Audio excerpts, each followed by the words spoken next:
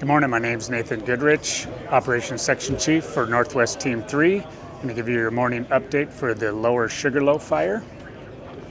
So overnight we experienced some weather. I'm sure most folks woke up this morning with some rain on their windshields or on their driveway, and we had rain in Plain here at camp and Leavenworth and over in Ardenvoire.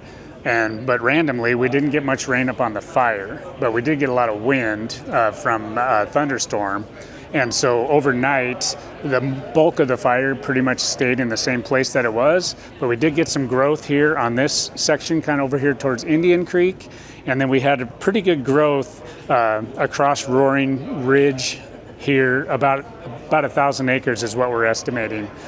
Big outflow wind came through out of a thunderstorm about 12:30, 1 o'clock, and took this fire out of Kluchman Creek and again pushed it to the southeast here over on Roaring Ridge. So for Division Whiskey, what they're going to be doing today is really just kind of picking up the pieces of their original plan here on the 52 road, and then coming up to Roaring Ridge and seeing if there's any way to piece that back together.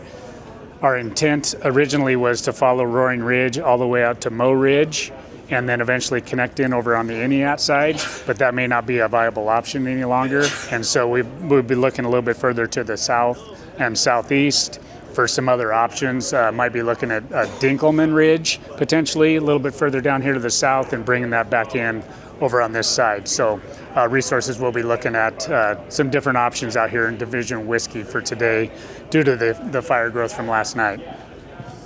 One thing the weather did provide for us, though, is clear skies. So we weren't able to fly yesterday with any of our bucket ships or any of our recon ships. And so that'll be helpful today to be able to get in here and really look at where the fire has progressed to in Division Alpha and really across the rest of the fire. So Division Alpha, they were working in this French Corral area yesterday and put this dozer line in. They did a little burning right here in this section and been protecting the structures in Section 36 here is what we're referring to them as. And then they're going to continue prepping the 78 road down Chumstick and then up Dry Creek to the 7804.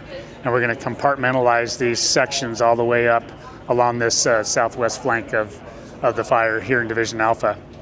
So crews will be working on that today in Division Alpha. The resources in Division Mike, as we move further up to the northwest, they're connecting off this 7804 Dry Creek Road. They've put a line on this ridge here through Section 16 on this state piece of ground, and they're going to connect into the 6103 road up here in the upper headwaters of Beaver Creek, and eventually connect in to the 6103 road, and then back up to the 52 up here on top on the southwest or northwest corner. That's been going pretty good as far as the prep work and the mechanical work that's going on there. So we're looking at favorable conditions for that over the next couple of days. Coming around in Division Sierra, the fire hasn't progressed a whole lot, just given the wind and the vegetation up there. So it's pretty much in place. Sugarloaf Peak Lookout has been protected, and that's still in fine shape. Burgess Cabins up here in this other section, that's all looking good. And then as we come back down into the rest of Sierra, those folks are going to be reconning the different ridges out there, trying to kind of stitch some stuff together, as we call it, and figure out some good places to come down towards the Eniat. So that could be Gold Ridge, that could be the Tyee Road over here, and connecting back down into Mad River. And so that's what the folks are going to be working on today. Didn't have any initial attack yesterday that we assisted with. We did the day before down on Labor Mountain Fire, but we still have initial attack responsibility in our TFR, our temporary flight restriction, and so we'll be ready for that if the need arises. Overall, looking at a good day today. Unfortunately, we did have some fire growth down in Whiskey, but we'll be picking that up and trying to connect that back into to our existing lines that we were looking at previously.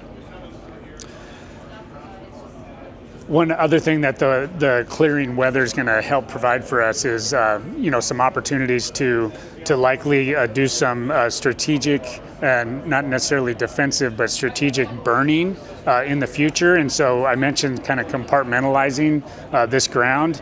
And so as we kind of move north, we're going to be taking little chunks out of this landscape here and taking it to good defensible boundaries. And so in the future, we might be looking to do some aerial ignition or hand ignition on some of these pieces here, and just slowly bring that down to our good boundary here that I mentioned. And then we would just keep doing that all the way up as the weather allows, and then as the fire dictates. So that might be something that we'll talk about in the future.